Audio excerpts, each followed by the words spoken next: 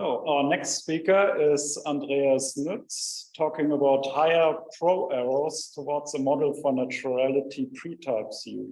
Right. So thanks for the introduction.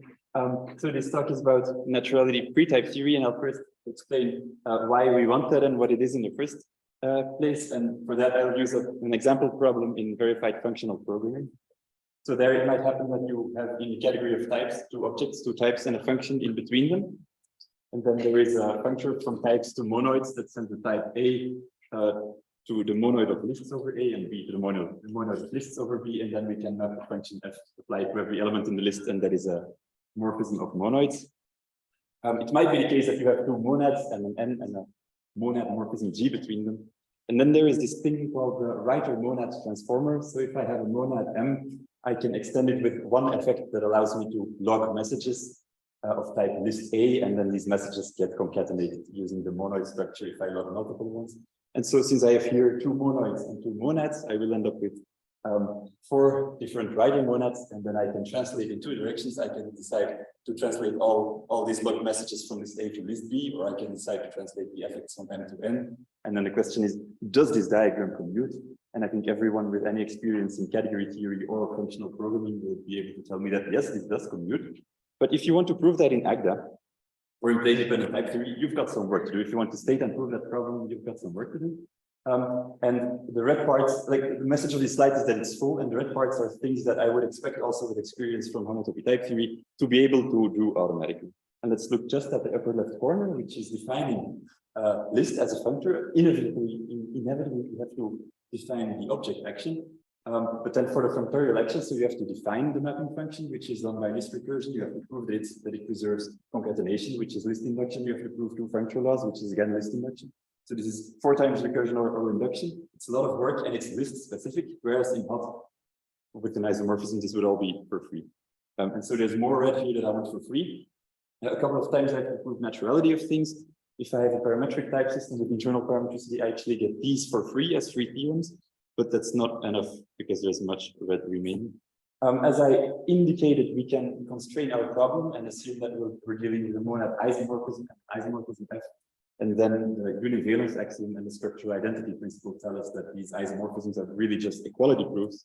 So we reason about a diagram of equalities, and then I can just do path induction on that path from A to B, and it all becomes trivial, right? And in that case, all of this is for free. But I have to assume that, yeah, it's under the thing, but that F and G are actually isomorphisms, and I don't want to assume that because many things are not isomorphisms. And that's where I need naturality type theory.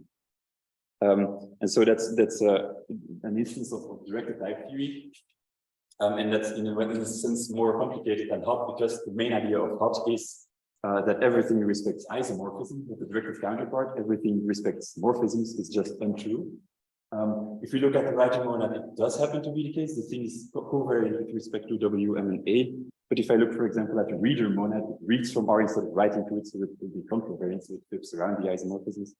And there's this return operation that exists for any monad or any writing monad.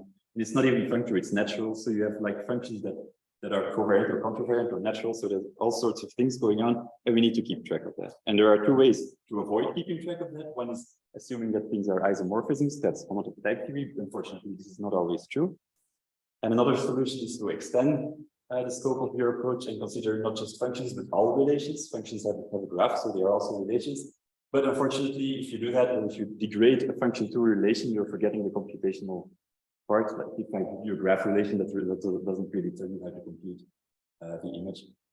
And so the idea of natural type theory would be to have a system where we internally know that everything preserves isomorphisms, everything preserves relations, and on top of that, we keep track of the action of functions on morphisms. And so the effect of that would be that I can use functoriality or naturality when it applies, that I can use HoTT when applicable, so when I happen to be dealing with isomorphisms, and that if neither is the case, I can still resort to parametricity, but in that case, I don't have the computational behavior. The title says pretype system, not type system. This has to do with vibrancy. So pre-sheaf models of dependent type theory They can model the fact that you have objects in your types, but also stuff connecting these objects like paths and bridges in parametricity or morphisms in vector type theory. And if you want to have operations for these connecting things, then a presheaf is not enough. You need your types to be fibrant, and there are various notions of vibrancy in vector type theory too that are very relevant. Are functoriality, being able to transport along morphisms, or Siegel vibrancy, which allows you to compose morphisms so that your types behave like categories. In HoTT, we have both combined in Kant vibrancy. There are many other notions, but the point is, I'm not going to care about this part for now. And I think there are some good reasons to postpone this. The first reason is that functoriality and Siegel vibrancy are quite brittle, so there are many important type formers that will not always respect these notions of vibrancy. So I think if you want a workable type system, you need to consider pretypes anyway. So pretypes are types that are not vibrant. And also there are a couple of techniques that allow you to define vibrancy internally, even for things like Kant vibrancy with this amazing right adjoint and the dependent version of that, the transpension type. So I think this is reasonable to postpone, and for now I'm looking just at the presheaves. And then another thing that I need to explain is why I'm talking about a model without actually specifying a type system, because then it's not clear what I'm modeling. And the reason for that is that I'm using actually template type systems. So MPT, multimodal type theory, is an entire family of type systems that you can instantiate when you choose a mode theory. And so if I have any diagram of objects which are categories with families modeling dependent types and adjunctions between them, that gives me a model of an instance of MPT. And then there is this modal transpension system, which builds on MPT, if you want. And the reason I want that is because I will want some sort of directed interval, and I can model it with an endo functor on the base category, and then that functor automatically gives rise to modalities for quantifying and expressing freshness for that interval. So this is again an instance of general type systems, so I don't have to specify my own type system here. So then I'm finally ready to talk about the model that I'm aiming for. And I want to kind of explain that this model is an interesting thing, because there are three ways to end up there. First one is by starting with row arrow equivalence, which I'm going to explain later, and generalize this to a higher dimension. A second way is to start from degrees of relatedness. This is a paper by me and my PhD supervisor, Dominique Rezen, about relational modalities like parametricity and irrelevance. We modeled them in a presheaf model. And thirdly, so this would be rectified. And thirdly, Thompson-Mani and Simpson's model of higher category theory. This would be heterogenized, and each time you end up with the same thing, where I still don't care about vibrancy, so I just care about the presheaves. And I need a few prior concepts. So n-fold categories. Okay, first, categories. You all know probably what a category is, but I'm going to define it in a somewhat unusual manner. You can say a category is a simplicial set satisfying the Siegel condition, and the Siegel condition basically says that you can compose morphisms in a unique way. A double category is a thing that has objects, horizontal arrows, vertical arrows, and squares like this, and it can be defined as a bisimplicial set, so a presheaf over the simplex category squared, which satisfies the Siegel condition in each dimension. Yeah, for numbers higher than 2, I run out of words like horizontal and vertical, so I'm going to use the 1 and 2 notation. And then an n-fold category is just the same, but over and like the nth power of a presheaf of the simplex category. So, and again, satisfying the Siegel condition in every dimension. But since I don't care about vibrancy, I don't care about the Siegel condition, and I'm just caring about the simplicial sets. Another thing that I need is a twisted prism functor. So the simplex category is a skeleton of the category of finite linear orders. If you don't know what a skeleton is, it's sufficient to know that these are equivalent categories. And then Pinot and Klaus have defined the twisted prism functor, and there are many ways to explain it. But one way is if you start with a pre-order, a finite linear order, you can like duplicate it and then take the opposite of the lesser part and then say, well, this is less than that. And so I've sketched this here. So if you have A less than B, then the zeroth injection of B will be less than 0 of A, less than I1 of A, less than I1 of B. So it's like the twisted dictionary order, if you want. And why I think that this is interesting is that in directed type theory, you will want a directed interval, which reconciles the view of the HoM type as a contra and covariant bifunctor on the one hand, with a view of it as a directed path type, and that means you need functions that when you apply them to 0, that is contravariant with respect to the morphism, and when you apply it to 1, it's covariant. And I think this thing models that quite nicely. So I think we need that. And then it turns out that the transformation paper has a bunch of criteria that tell you how good a shape is going to behave. So in this case, how good the directed interval is going to behave. And it turns out to be better behaved on the twisted cube category than on the simplex category. And this is a subcategory of the simplex category or of the finite linear orders generated by the terminal object and the twisted prism functions. And so instead of using the simplex category, I'm going to use n-fold twisted cubical sets for my n-fold categories, and I still don't care about this calculation. Right, so that brings me to the first approach to the model, actually, which are pro-arrow equipment. Pro-arrow equipment is a double category C, whose arrows are called arrows and pro-arrows. And the idea is that the arrows are like functions and the pro-arrows are like some sort of relations, and then every function has a graph relation in each direction, if you want. And so the textbook example is the equipment of sets. So the objects are sets, the arrows are functions, the pro-arrows are relations, the identity relation is the equality relation. Relations are proposed using existential quantification over the middle type. And squares are proofs that R-related pairs get mapped to S-related pairs. Another textbook example is the equipment of categories, whose objects are categories, arrows are functors, pro-arrows are pro-functors. The identity pro-functor is the POM functor. Composition is done using a koan, which is a kind of natural or parametric existential. And squares are, you can read this in two ways. You can say it's some sort of pro-functor morphism from P to Q, but you can also read it as some sort of heterogeneous natural transformation from F to G. Right, and so I want these equipments in a higher dimension. Why is that? Well, let's look at set. We know that set is some sort of large set, but since we have functions between sets, it's actually a category, and since we also have relations, it's actually an equipment, similar to cat, like it's a category, but you have natural transformations, so it's a tool category, but you have pro-functors, so it's an equipment, and similar for equipments.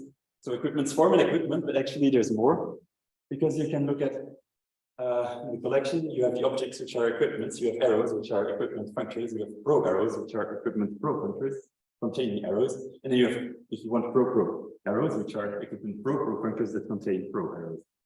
And so this goes on in higher dimensions. And so this leads me to a new definition of higher equipment, and I have the enormous comfort here that I don't care about vibrancy at this point. So I just say an equipment is an n-fold category, and I'll model that as an n-fold twisted cubical set where I add some base category morphisms to be able to extract these graph pro-functors from graph pro-arrows from arrows. Right, so that's the second approach to get to the, no, that's the first approach. This is the second approach, which is the rectifying degrees of relatedness. So I first kind of briefly introduce what that is. So it's a type system for explaining relational modalities like parametricity and irrelevance. And so types there have a relational complexity that we call the depth, and a depth n type is equipped with n+1 edge relations indexed with I. And the idea is that an I+1 edge between types is a container for I edges between their elements. And the way we pull that off is by starting from the Hoffmann-Streicher universe. There, a cell of any shape will always be a container for cells of the same shape within these types. And then we apply to this a discrete modality that like moves all relations one step up and adds a discrete relation in front, so that you have actually this decrementation when you go from types to elements. And then somewhat unrelatedly, we ask that the I relation is stronger than the I+1 relation, and then the modalities express how functions act on these I relations. And so you have the identity function, which just respects everything, so that has as its modality the thing that respects the index, and we call that continuity. And then parametric functions will actually inhabit these containers. So if you give a parametric function a relation, it will give you a proof of a relation. And if you give it, well, that's maybe a strange concept, but a two relation, it will kind of give you a relation within it. And so we want to directify this. And so I would say an equipment has n+1 I-jet relations, which serve as the pro arrows. And then like these jets have a direction, and jets between types of index I+1 is a container for ijets, like a pro arrow between types is a container for arrows, pulled off in the same way. And then this implication becomes like the double implication, right? So an ij from A to B becomes an I+1 jet in both directions. And then the modalities will be able to change the index of the relation, but we will also be able to change the orientation of the arrows. So we could consider functor-like things between two categories that actually are contravariant at level 1 but covariant at level 2. This is some sort of equality. And then if you want a limit of things in an equipment, a limit is some kind of universal quantifier. So we can try to phrase that as a function type. And what it does is if you give it a function, it will give you things that are related by its graph. And if you give it a pro arrow, it's a pro arrow aware limit, then it will give you an arrow in that pro arrow. So that's kind of the idea. So that was the second way to arrive at this construction. And the third way is by, do I still have time? Is by heterogenizing Thompson-Manian. Sorry? 4 minutes, yeah, question. Heterogenizing Thompson-Manian Simpson's model of higher categories. So category theory. So they define a 2 category as a double category whose 2 arrows are all trivial. So only the 1 arrows and the 1, 2 squares can be non-trivial. And then these take the role of the 1 and the 2 arrows of your 2 category. And the idea is if you have a square and you know that the top and bottom are trivial, because in that dimension everything is trivial, then you essentially have this more globular cell thing that you would expect in a 2 category. This also works in higher dimensions. But what's more important here is that if we recall the equipment of categories, a square there meant that we could map from PAB to QFAGB. If I now impose this triviality condition and say that these profunctors must be trivial, so the identity profunctor HOM, then what we see is that we're mapping from HOM AB to HOM FAGB. Then by the Yoneda lemma, I can assume that A is B, and this is exactly a natural transformation. And so if I now regeneralize and put my profunctors back there, then this is kind of a heterogeneous natural transformation. And so we see that this also kind of, if you heterogenize this, you end up again in this equipment situation. So what's the status of this work? I think the building blocks are there. I need to sort out some details about the base category and categories and modalities, but I think is not like a story of success and failure. There are choices you can make, and I can describe the consequences of. And I think the conclusion is that we're not actually stuck on higher type theory. I think there's a lot of work to be done, but I think there's also like lots of ways to actually get things done. So that was my time. Thanks.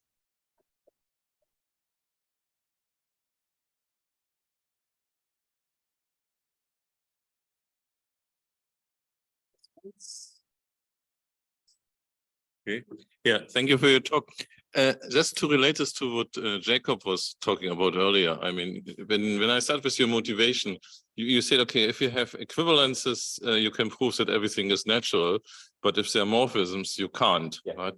But if you just move in this higher type theory and you assume sort of kind of higher univalence and higher J, then you would get this sort of naturality for free without having to introduce as an extra sort of principle, no?